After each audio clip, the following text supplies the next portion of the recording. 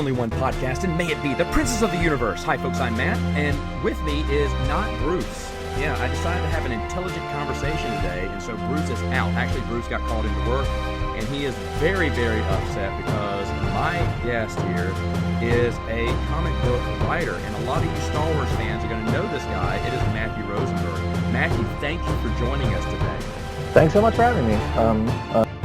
Sorry, Bruce, that we missed each other. Oh, Bruce is very upset. For those who know, Bruce is a pharmacist, and he gets called sometimes, and he made sure to take this day off, and he got called in tonight, and he was bummed because he has been following your Marvel stuff for quite some time, and he had a lot of Marvel questions that are just not going to get asked. What happens? I know. But anyway, so let's get to this. Let's get down to this. Growing up, what superheroes? How did you get a love for comic books? I think my story is the same as a lot of kids in America. I had an older brother. He had comics. He told me, if you touch my comics, I'll kill you.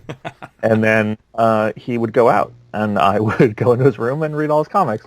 I touched all your comic books. I touched every single one of them. So that was a big thing for me, and that was sort of, he had X-Men and Fantastic Four, and those were sort of my learning to read and studying them and just being so fascinated. And then, it just went from there. And I actually growing up, I had a comic book store on my block. That was like, my mom was like, you're allowed to cross one street. You can go across the street to the comic book store. So I'd crossed West End Avenue and then walk up to the comic book store. And that's the only place I was allowed to go, really, until I was a certain age. So that was like, I was in there every day. That's all. And I'm assuming this is back during the big comic book boom when we had shops everywhere. Comic books were it was just so exciting to see. You check the, what was it? What was that magazine? The big thick one. They still sell, to see what was coming out. Yeah. The previews or whatever. Previews. 2-3 months in advance. You'd be like, ooh, I got to get this. Yeah. It was great. And I'm sure the guys who worked at the comic shop hated me because I would be in there every day just looking at things because I couldn't afford to buy something every day. But, that's the formation of me as a lifelong comic book fan. Now, did you have a favorite superhero? Yeah, I was an X-Men guy. I liked the Avengers a lot. I liked a bunch of the Avengers, but X-Men was sort of my book for a long time. Well, that was back when, if you were reading it, probably back when Chris Claremont was writing and stuff. Yeah, that was their big heyday too. For sure. Yeah, they were banging out great storylines, classic stories, and stuff like that. Yeah, to me the X-Men was so crazy because I would read a lot of stuff. I would read a ton of Marvel books, and X-Men was the book for me that was like. It was so intense. It was such a soap opera, but the stakes felt so much higher. Like, I never thought, like, the Avengers have to save the world, and I was always like, well, they're going to do it. There's going to be a world next month. But the X-Men were always fighting to stay alive, and I was like, well, I don't know if they're all going to live. And that, to me, was a big thing when I was a kid, was like, my favorite characters might be dead next month. Like, yeah, that's true. The story didn't have to be earth-shattering, Yeah. It was just a regular, will they make it today?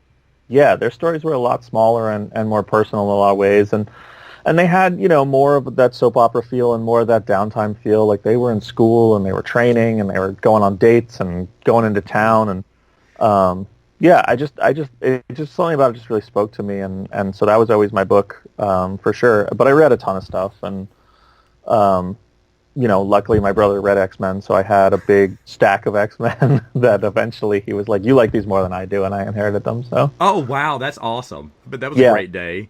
From don't touch my comic books to here, I'm gifting them all to you. Yeah, I think he got a girlfriend and was just done with them, so. Where were his priorities? Goodness gracious. I know, he's an idiot.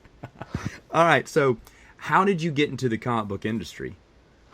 I worked I was always a comic book fan, and, I worked in the music business for a while. I toured with bands and put out records and did a lot of music-related stuff.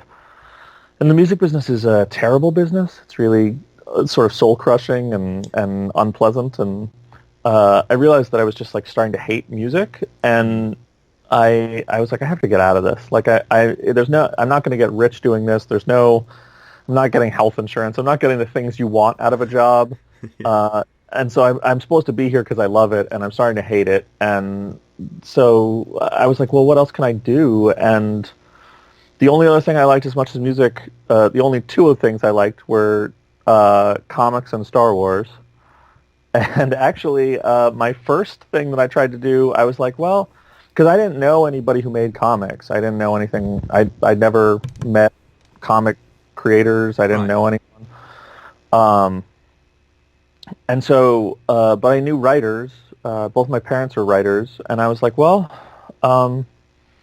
maybe I'll write a Star Wars novel. And I was like, well, I know that like they don't take them unsolicited, but maybe I can do a spec and try and get it to an agent, and an agent can get it to Del Rey, and we can have a conversation. And I understood enough about Star Wars to know how, that it would be a long uphill battle. But I was like, well, it's like a sample script, and so I ended up writing like, I had the whole thing outlined, and I wrote 7 chapters of a Star Wars book, and I was like, oh man, I hate writing prose. I really don't. I really don't like it. And then I was like, maybe I'll try writing comics. And I didn't know anything about it, so I jumped over to comics.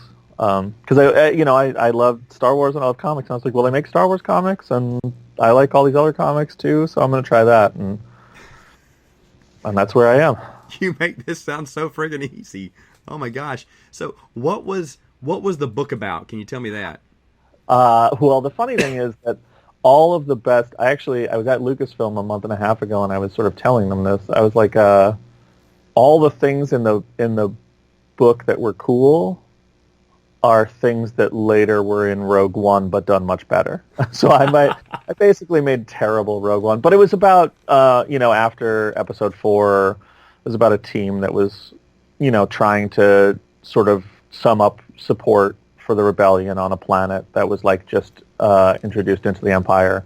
And they're sort of an insurgent strike team who are there to try and get support for the rebellion through a bunch of different channels. And it was like dealing with like students to sort of recruit for, pilots and soldiers, and sort of dealing with the more upper class people to try and get resources and funding. And and it was sort of just like a political intrigue story, like kind of a spy, like a John le Carré, but in the Star Wars universe. And then, I put it on the shelf, and then a bunch of years later, Rogue One came up, and I was like, oh, that's a better version of my idea. It's like they're the dirty works team for the rebellion.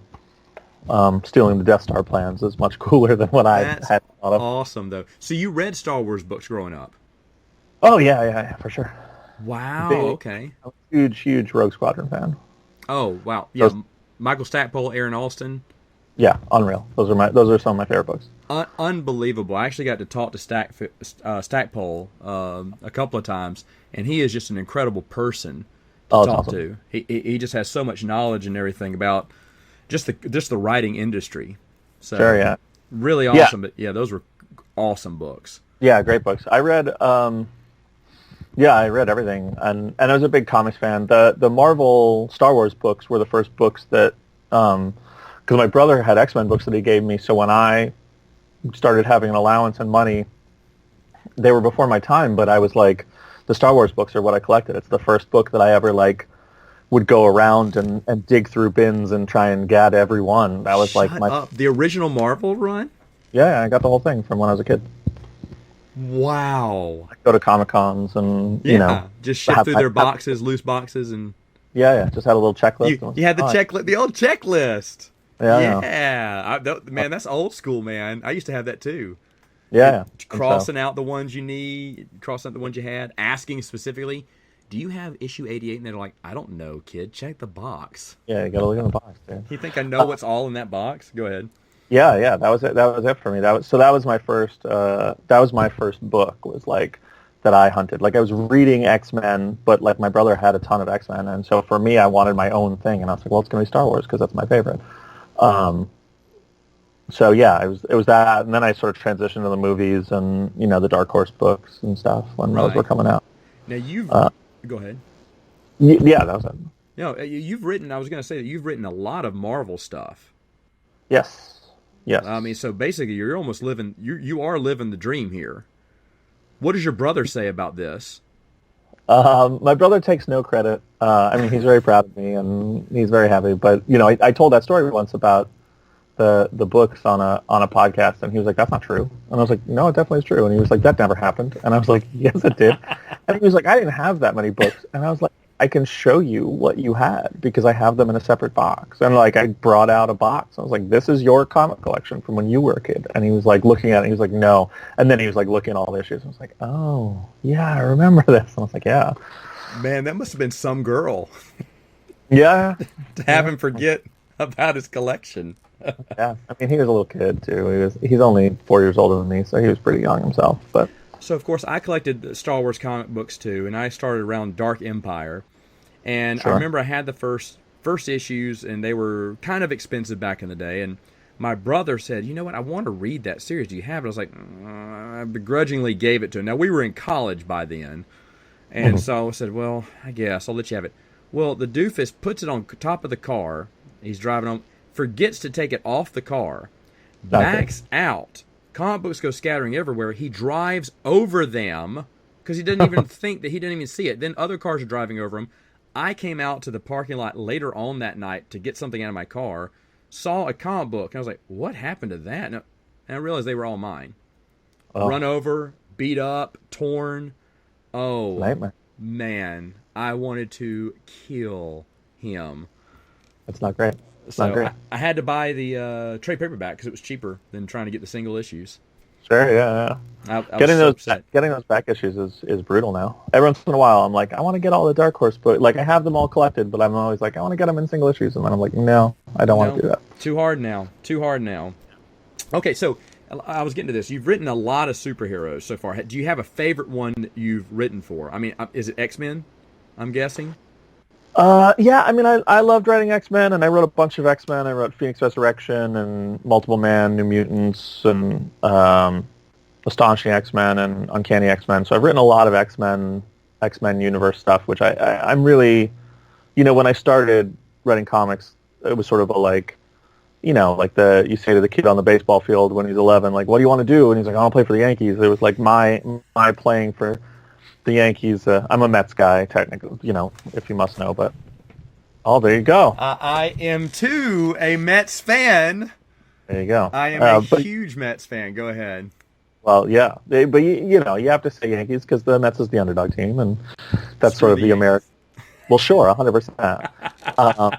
No, I know what you mean, though. Yeah, every kid wanted to be a Yankee. Every kid wanted to be a Yankee, and so for me, mine was like when I started writing comics, I was like, I want to write X-Men and Star Wars, and then I got to that place where I was like, yeah, I'm writing X-Men and Star Wars, and that's a real surreal moment of like, well, these are my like life goal bucket list things, and now I've done them, so you have to sort of reassess some stuff. But yeah, writing X-Men was a big deal for me. Writing Star Wars was a big deal for me, obviously. Writing The Punisher was weirdly a big deal just because I did 27 issues, and that was like, I've had a lot of Punisher fans be real, like, this is my favorite run, which is crazy because Garth Ennis is the best. But I'll tell you this, Bruce also, my co-host, that is his favorite run of yours.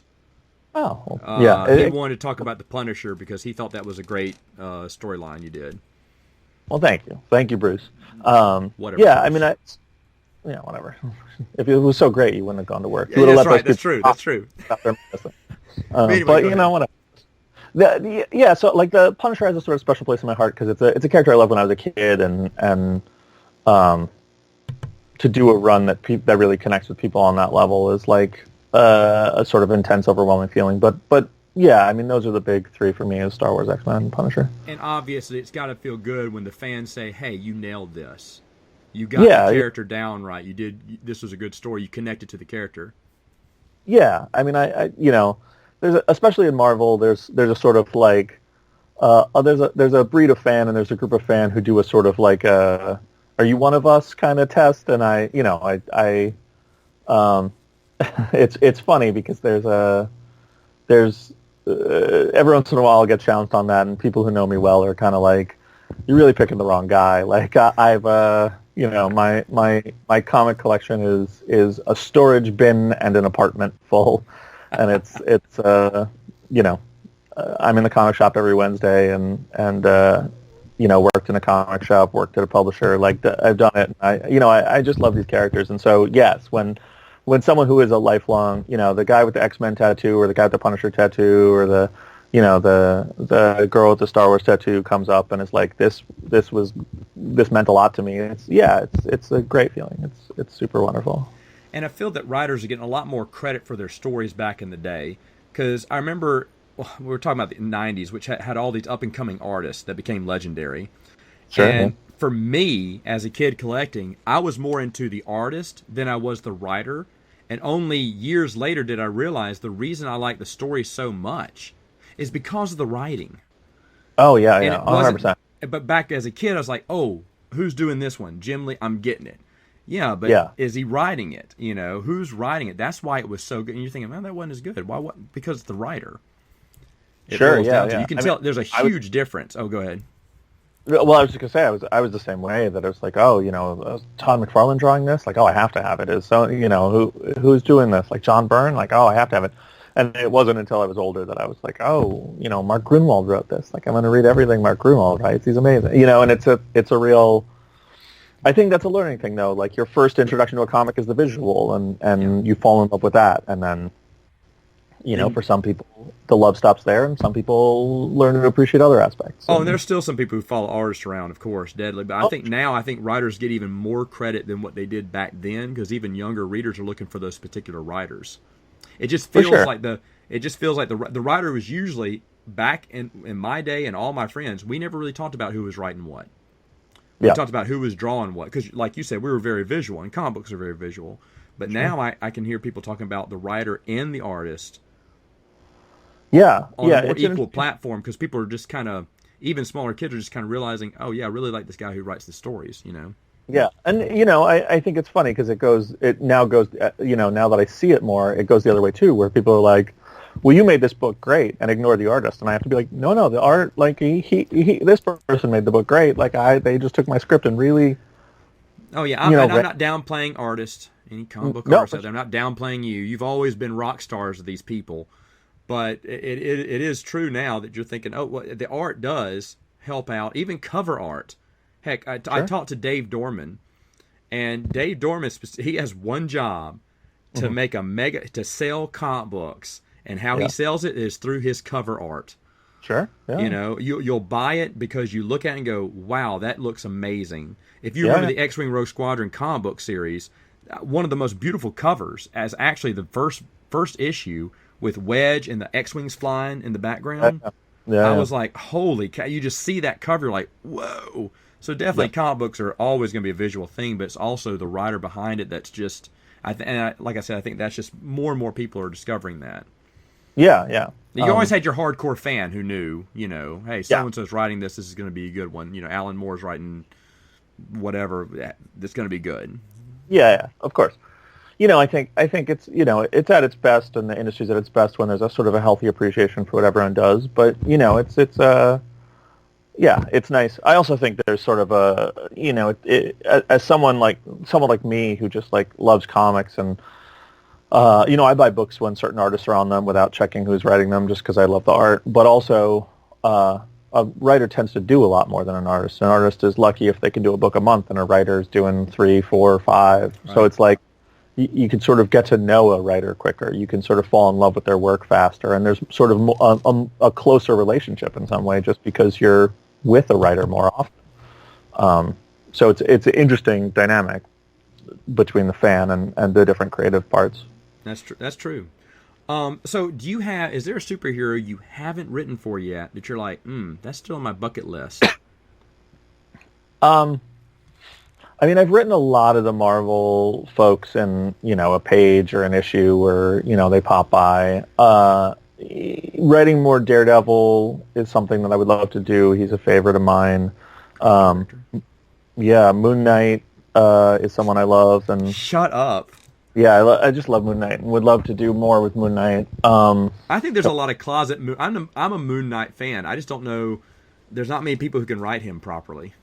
Yeah, it's a tricky character. He's really, and I think that's part of the why he's great is because he's very, there's a lot of different things about Moon Knight that are interesting, and it's easy to like focus on one and lose the other, and sort of get lost in these sort of facets of him, of like, you know, who his personalities are and who he is, or get obsessed with Khonshu and the religion aspects of it, or like the mental health aspects, or just like, you know, and I think some of the runs like focus on that, and then it's like, well, he's not really being a superhero, and like, you know, or some of them are just like, well, it's a superhero book, but you're not really dealing with why he's a unique superhero. So I think it's fun to sort of think about how you'd approach it and sort of tackle all those things, because I think he's really, you know, he's sort of a C-list hero in the Marvel Universe, but I think he's also one of the best heroes, and I think he's sort of one of the most nuanced and interesting. So Moon Knight's a guy I'm drawn to a lot. You know, obviously, I think any comics writer is going to say Spider-Man and Batman. I would always like to write, of course, more Spider-Man and any Batman at some point, but I don't play for that team, so I'll just say Spider-Man now. You talked to Joey Quesada much? Yeah, I talked to Joe a bunch. Joe's great. He's a really good guy, and he is awesome with the fans. Yeah, Joe's awesome with everybody. No, he is awesome with everyone. But I mean, he's just someone who just drops what he's doing, and fan wants to talk to him. Sure, man, he'll talk. He's always happy. Yeah, 100%. Joe, you know, like, I think for a bunch of us, especially the writers who are there now, there's a bunch of writers who sort of fell back in love with Marvel when Joe became editor-in-chief in that era, and like the changes he made and the directions he took. I think he really dragged Marvel into the modern age of comics and defined what the modern age of comics is in a lot of ways. So, you know, besides... You're right, but he can see it from both sides, because he started off on the other side of the board being a writer, artist himself. For sure, yeah. And so he knows how to connect, I think, to a lot of those people. And he's built this, I don't know what the word is, this family, I guess. Yeah. Atmosphere at Walmart. Oh my gosh, I need more sleep. And Marvel. Yeah. That has... We're like Walmart, yeah. Yeah, just like, we're like Walmart. No, he's built this like family atmosphere. It's like, I was thinking about Sam Walton and kind of how he built the same thing. Sure. And and you're only as good as, you know, who's in charge there. You know, he sets the tone on how things should be. And just meeting him a few times, I've seen that. You know, he's a real genuine guy. Yeah, and you know, he's an incredibly, you know, important, busy guy. And you know, if I have a problem and I'm like, Joe, I have a problem, like, he's like, all right, let's grab lunch. Like, he's just a good person. Like, it's inspire. You know, the old never meet your heroes. Like, that's not always true. Like, Joe's great. No, I agree. I totally agree with that. Now, let's talk about Ashcan Press. Tell us a little bit about that. Well, Ashcan Press is weird. When I started writing comics, like I said, I didn't have any friends who were doing it, and I didn't know what I was doing. And my buddy Patrick Kinlan, who's also a comic book writer now, was a big comic book fan with me, and he was the guy that I would talk to about comics. We would be reading stuff and trading books, and I was like, hey, and he's a writer and stuff, and I was like, we should write comics. And he was like, neither of us knows how to do that. And I was like, well, we should find out and like figure it out and learn. And so we started a thing called Ashcan Press, and I think the idea was just to be like, we're a group. But I think some of the idea was so that when no one would publish our books, we'd look like we had a publisher. And we were self-publishing stuff and like putting a logo on it and building a website where it sort of obscured that was us. And then at a certain point, you know, I remember meeting with a editor, and I was like, yeah, you know, I'd love to do this book with you. And he was like, isn't Ashcan Press doing the book? And I was like, well, that's just me. And editor was like, that's not a company? And I was like, no, it's just me. And he was like, oh. And I was like, oh, this is a thing I built to make us seem more professional, made us seem so professional that no one wants to work with us because we seem like we're in business. So you've heard of us. Yeah, so that was a problem. I was like, oh, do you want to buy Ashcan? So it sort of became a weird problem of branding and brand recognition. But I just sort of kept it around. And, you know, if Twitter didn't exist, I probably wouldn't still call myself that. But I was like talking to people and building relationships through Twitter. And there's a while where me and Patrick were writing everything together. We sort of stopped doing that. But our first books, like, we co-wrote a lot of them. And sometimes it was like 90-10, and sometimes it would be, you know, 90-10 me writing and him adding some stuff. And sometimes it'd be 90-10 him writing and me adding some stuff. But we'd put our names on stuff. And we just hit a point where it sort of made sense that we were kind of doing our own stuff and, You didn't trying need to it build, anymore. trying to build our own names. And so, Resume built. yeah, he's Yeah. just Patrick Kinlan and I, because I didn't want to get a new Twitter and Ashcan Press, but it was the two of us when it was a thing. Okay. All right. Yeah. But, So the they're Beatles are broken up, is what you're telling me. yeah, the Beatles are broken up / the Beatles never existed. But yeah, I mean, every once in a while I'll do a convention or go to a signing at a store and people bring the books because we went around to cons and did shows with like Ashcan Press logos on books and, so there are books out there with our logo. We were a small press. Like there are a couple books that, there's a book called We Can Never Go Home that I wrote that was sort of my first creator-owned book, and we did it at Ashcan Press first, and I realized recently that the first printings we went through so many printings during conventions that I think we printed like 1,500 copies, and it's like that's not bad for No. an indie comic. So there's like 1,500. I mean, I'm sure they're in garbage cans and buried in people's long boxes, never to be seen again. But there are a lot of them out there. They're saving them in their fire safes because it's going to be their children's inheritance. Yeah, maybe. Sure. Every once in a while, someone will bring one and bring it out, and I'll be like, "Oh, good for you!" Like, thank you. When people have those, I always try and give them a little something extra because more often than not, they're people who were going to shows and buying books from unknown people and support, and I think that's so important in comics. Yeah. Oh no, it's definitely important to support those writers, especially when they're doing their own thing. Yeah. So, and to be honest, a lot of great ideas get inspired by that. An idea that you pitch to a company to say, no, we're not feeling that. Then you could do it yourself, and it actually, I mean, goodness gracious, that's how the Teenage Mutant Ninja Turtles came around. 100%, yeah. So, yeah. All right. So, the big question, the one that everyone I know, all the listeners out there want to hear about is, and we're going to talk about it, folks, talk about Star Wars 108. Oh, yeah, I wrote that. Yeah, you did. You did. Look at that. Look at that. You get to write the Star Wars book. And I know this is a big deal to you already because you said this is something that you went through and personally collected. Sure, yeah. Back in the day. So to get to write an official continuation of this epic story that had so many other previous writers come before you who were legends, how does that feel?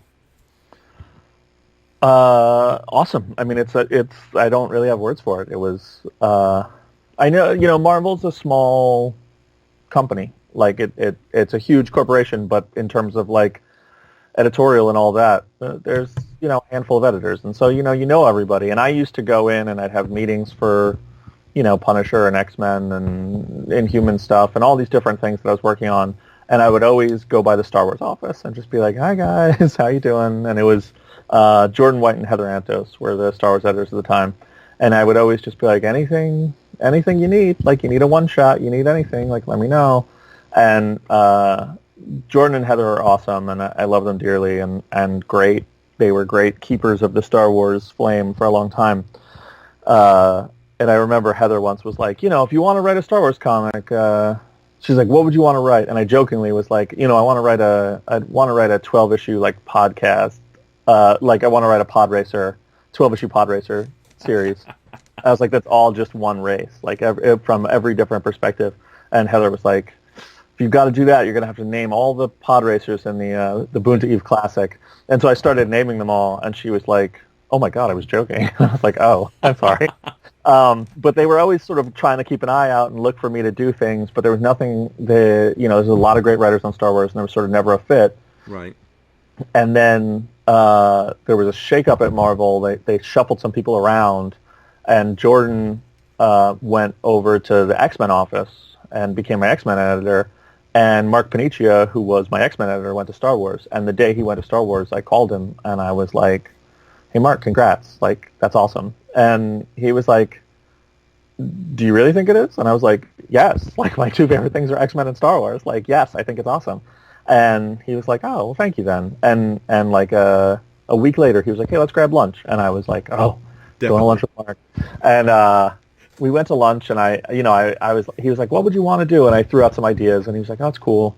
And he was like, I'll think on it. And the next day he called me, and he was like, did you ever read the old Marvel books? And I was like, yes, all of them, religiously. And he was like, You know who Valence the Bounty Hunter is? And I was like, yes, of course. And he was like, all right. And then he was like, I'll call you back in a little bit.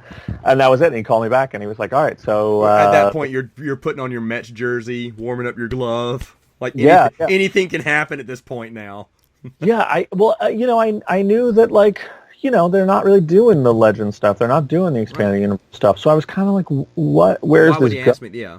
Yeah, like, what is he just like? And part of me in my head was like, you're getting yourself too psyched up. He's gonna call you and be like, hey, I have my old back issues at the office and I'm getting rid of them. Like, come by, something like that. I was like, wah. But then I got the call and he told me what it was and I was like, yes, I'll do this in a heartbeat. And yeah, it was really exciting. He was like, we want Valence the Bounty Hunter back.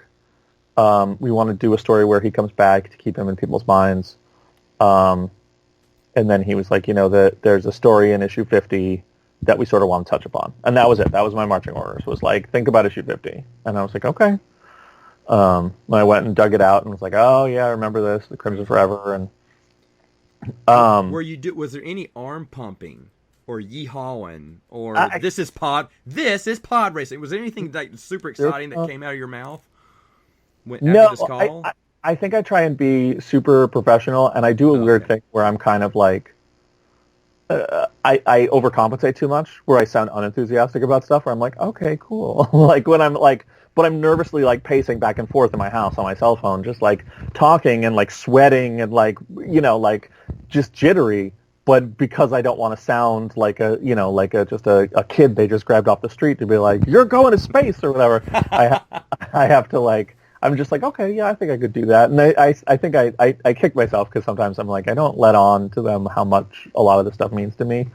But yeah, no, it was a very nervous, exciting day. And then it was like, oh, cool, I get to take a week off and just reread Star Wars comics for a week. And I got to help write a book on Star Wars books once. And I remember after the phone call was over, I knew exactly who he was when he called me and told me his name. I was like, oh my gosh, I know who you are. He's like, you do? He was kind of like, okay. I wrote like some short stories in the expanded universe. I said, yeah, you wrote Idiot's Array. I'm a huge fan. He's like, yeah, I did. Oh, you know that. And I was like, yes. And I was like, no, don't geek out, Matt. Be cool, man. I was like, okay, yeah, what's up? How's it going? Yeah, okay, all right, awesome. And then when he hung up, I was like, there may have been some man giggles. I won't lie. I mean, I probably sounded like a teeny bopper at a Taylor Swift concert. Yeah. After it's over. So I just wanted to know, but yeah, so that's really exciting because now you're going through these books that you awed over in your childhood. I mean, this was like your first collection, like your own thing here, and now here you are. And so at this point, you knew it was going to be a continuation of that storyline. Yeah. A day or so later, Mark called me back, and he was like, "Hey, so." He was like, Walt Simonson worked on those books and was pretty heavy on both writing and art for that era of the books. And I said, yeah, of course. And he said, would you be offended if I said that we should jump on the phone with Walt and just sort of pick his brain? And I was like, no, that literally would be the greatest thing to happen to me all year. So that's what we did. We called Walt, and Walt Simonson sort of has a reputation for being the kindest person in comics. He's sort of legendary for being just the nicest, kindest.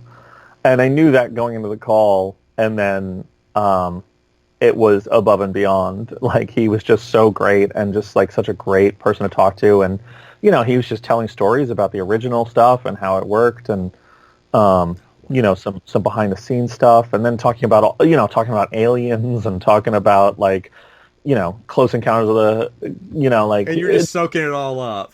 Yeah. I mean, I could have listened to him talk. If he was like, yeah, let's make this a 10-hour call, I'd be like, yes, please. Like, I had nothing else to do. Yeah. And so we went over everything, and he, had some thoughts, and at the end of the call, he was like, hey, I hope I'm not stepping out of bounds here. He's like, would you mind if I threw my hat in the ring for doing the cover? And I was like, I can't think of a bigger honor than you doing the cover, like, for anything I did, but like for Star Wars, like he drew some of the greatest issues of Star Wars, and So I was like, oh my God. And he was like, yeah. He's like, when your outline is done, like send it to me. He's like, I don't want to do just like one of those covers of just like Yeah. uh, Generic. a character. Yeah. Yeah. And so he was like, I want to know what the story is, and I want a like great moment from the outline that I can put in there. And I was like, all right. Um, and it was just awesome. It was like it was the perfect experience for that. So Wow, that is incredible. That yeah, is, yeah. that is incredible. So this book comes out, and by the way, it's fantastic. I read it. I remember going to the comic book store. It's been a while. Bruce still gets comic books. I don't anymore. But I'm a big Legends fan, and when I heard about this, I was shocked. I was like, wait a minute, this can't be happening. And I remember I read an interview from you Hmm. talking about what the goal was for this book, and it's to honor the old Marvel series and how big a fan you are. And this isn't just some bozo coming in off the street going, yeah, I like the droids, the little C2D2 and the 3CO, and yeah, those are cool people. And you sound. I said, wow. And I remember telling my friends, went, okay, I think this is legit. Oh, And, well, and, I, thank you. and I was like, I think this guy's legit. I have a good feeling. I'm having a good feeling about this. When it came out, I remember it touched me a lot because of course, I'm a big fan of the Star Wars Expanded Universe, and so this is like new Expanded Universe, something I've been wanting forever. It Sure. comes out, this beautiful thing comes out. By the way, it sold out in my comic book store. I had to wheel and deal. He saved me. I wanted the alternate covers, Yeah. and he saved me a few, but then he started selling them off because he underestimated the amount of people who had interest in this book, Sure. and he had to go back and order more, like I heard a lot of comic book stores did. Hmm. This one kind of shocked people because you didn't call it the Marvel Special, you called it Oh, 108. You yeah, that was actually numbered it, which is bold in today's comic book age. yeah, yeah. You don't come out with hey, 108, remember us from like 30 years ago when 107 came out? Now, Yeah. was this always in the deck to call it 108? We were calling it Project 108 internally, and I didn't know what they were going to call it. And then I was like, how is this coming out? What are we calling it? And they were like, Star Wars 108. And I was like, really? We're just keeping that? And they were like, yes, it's just the continuation. It's Marvel's 80th anniversary. Right. And so a lot of things they're doing is sort of looking back and paying tribute to the history. And Star Wars is such an important part of Marvel history and, for the company and everything. So there was a big push there to like, let's not half-ass this. Like, let's really honor the legacy of what these books were and what they mean.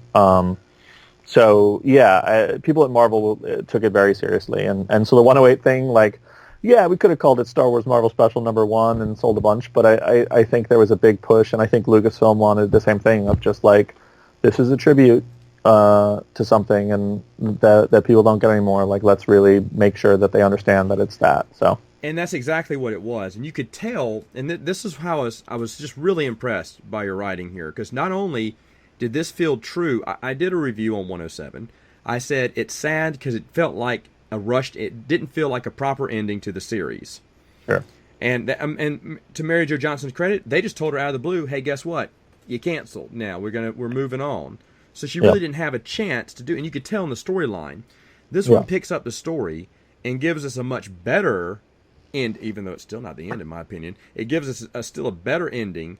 It's a strong book. I mean, like, the story is really strong in this. A lot of doubters are out there going, well, Valiant died. I was like, hold on, guys. Let's hear what happened here. Yeah. It makes sense. It's excellent. How much of this was you? And how much was suggested to you? I know Marvel had an idea, but how much did you... Mark Paniccia and Tom Groman, who are the Star Wars editors now, had notes. I had a story group at Lucasfilm had notes.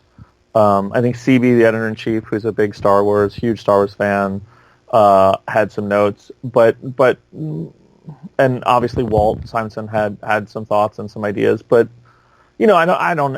A lot of it is me.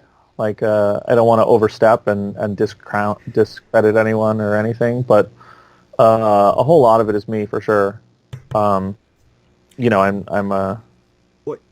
I just love the stuff. So it sort of came naturally to me. A lot of people were like, well, I got to go through and read all these, and I was like, oh, I got them. Like, they're on my bedside. I'm good to go. So Right. A friend of mine, Joe Bongiorno, who's a big historian, but did some stuff for editing for Star Wars back in the day. He was very impressed too. He said it felt like a old school Marvel series, kept true to it, but also there is some expanded universe connections. Yes. That threw me. I did not expect that. Which was really cool. Did you? I'm assuming that you knew there was an audience of people like me who were anticipating this.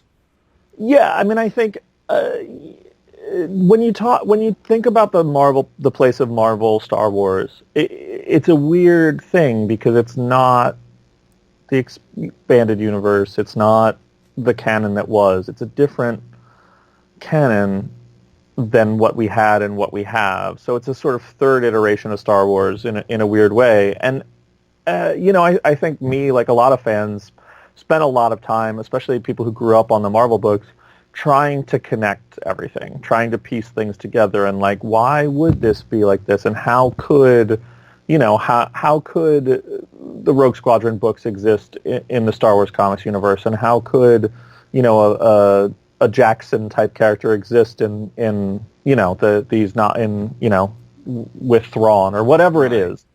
There's a lot of time has been spent by a lot of people being like, do these things connect? Do they fit in a real way?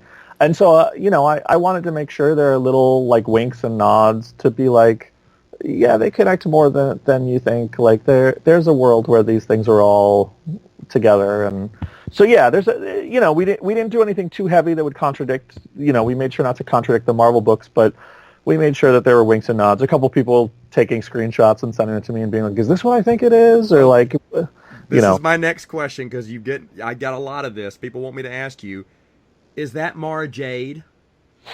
No comment. I'm a big fan of the expanded universe. A lot of people who worked on the book are big fans of the expanded universe. I think that's all I'm allowed to say. Is that it's? Whoa! Okay. So there you go. All right. I'm not gonna press you on that. So no comment. No comment. Interesting. Okay. The other one that I really enjoyed and it really impressed me was, of course, they were calling the Galaxy Far, Far Away, the Galactic Federation of whatever. Yeah. The old comic book. And you made a point to say, okay, let's bridge this gap and say, well, Han makes that comment. Yeah, we're calling it the New Republic now, or whatever, and basically tying it in and doing a little bit of, I guess, what they call retcon, but just a little patch there to make sure, hey, let's connect this a little bit better. Yeah. That was smart. I love the New Republic. I think the New Republic is, if Star Wars comics were still coming out from the original Marvel run, we'd be in a New Republic age. We wouldn't be in a, Federation of Galactic, whatever. Obviously. And, I mean, the comic book, a little bit dated. I know what they were going for. In fact, I remember reading it. They just thought Galaxy Far, Far Away, let's call ourselves the GFFA or what. I can't remember exactly the name right now, but the thing is, to tie that together, that was a nice little wink. And there are several others in here, and maybe even Mara Jade. Yeah, there's a couple fun nods in there. We knew that this was sort of our one chance to do this, and so there was a bunch of stuff that I really wanted to get in there and nod to, and so yeah. Well, we're really thankful for you for doing this, and we're thankful for Marvel for allowing it to happen. Because I know they were celebrating their 80 years. I know Star Wars is that Marvel comic book saved that's what Stan Lee used to say, is that Star Wars saved us back in the day, because, the 70s weren't kind to Marvel. I mean, Star Wars has come through for Marvel many, many times, and it's not just, I'm sitting here talking about like, oh, well, these things, like, Star Wars is in the blood of Marvel people, as much as the books are, like whether it's me or Jason Aaron or Kieran Gillen, Charles Soule, Cy Spurrier, like those guys, they grew up on these books and love them, and as much as I do, and it's really we all take it very seriously. There's no one who works on a Star Wars book who isn't right there on opening night and things like that. So I've noticed that about a lot of writers, by the way. Wherever you're writing in, you guys do way more homework than people understand. Sure. staying true to this, and this is another testament of that. So I really appreciate it. Now, the last question that everyone is asking me: when is 109 coming out? The book sold really well, by the way. It did pretty good for an issue 108. I mean, I think that month there's only one other one that outsold it, and that was that #1 issue of whatever it was. But for Star Wars, it was really Galactic Edge. Galactic Edge, that's what it was. Something like that. Yeah, Galaxy's Edge or something. Yeah. Which is a fun book too. Ethan Sachs, great book. I'm hoping that for Star Wars, for Marvel's 160th anniversary, we get to do another one. 85th, 85th, 81st, 81st. That question is out of my, it's above my pay grade. That's fine. I'm gonna get Joey Quesada on here next time. Yeah, do it. I think a lot of people love this stuff and would, really love paying tribute to it. But, I take comfort in the fact that the new books are awesome too. And there's a new Star Wars book coming out in a few weeks, and the people really are going to be blown away by. And I just wrote the Jedi Fallen Order miniseries, which was really fun. And,